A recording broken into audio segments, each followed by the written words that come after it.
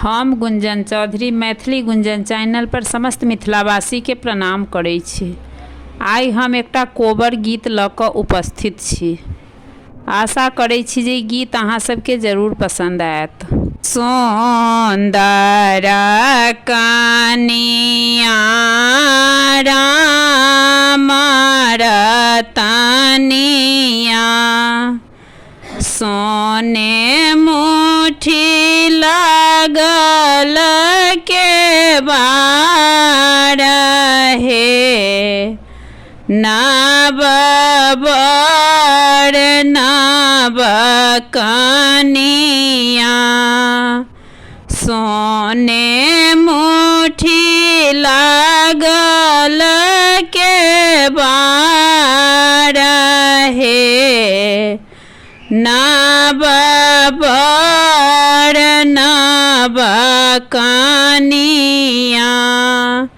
ताहि कोबर सुतला दुल्हा से फलना दुल्हा संग भय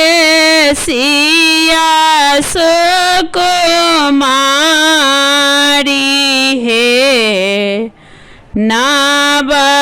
बर नव कनिया घोड़े सोतो फेरे सोतो राजा जी के बेटिया आही घामे चादरी मलिन हे नव बर नव कनिया एता बाबा चाना जब सोना लानी कनिया एता बाबा चाना जब सोना लानी कनिया सुहबे सेज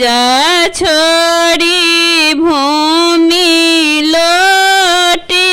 गेला हे नव बर नव कनिया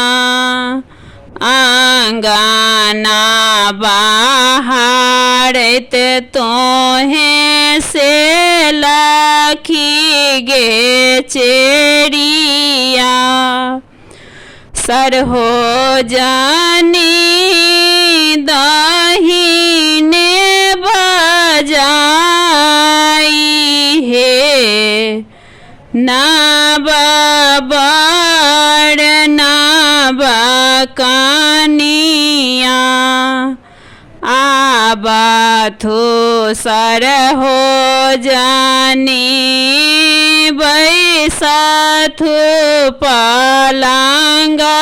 चढ़ी देखी ले थो नाना दो चरित्र हे नव बर नव कनिया आहो तानन दोषिया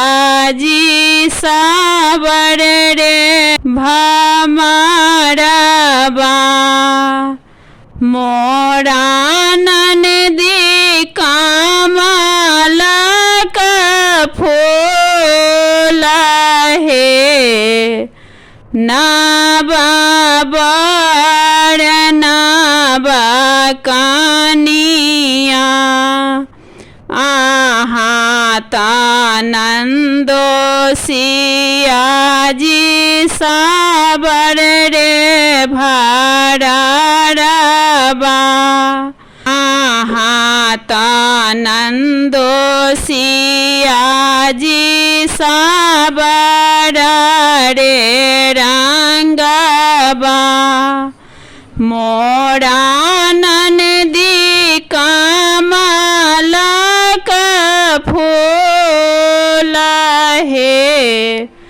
ना बा बड़ ना बा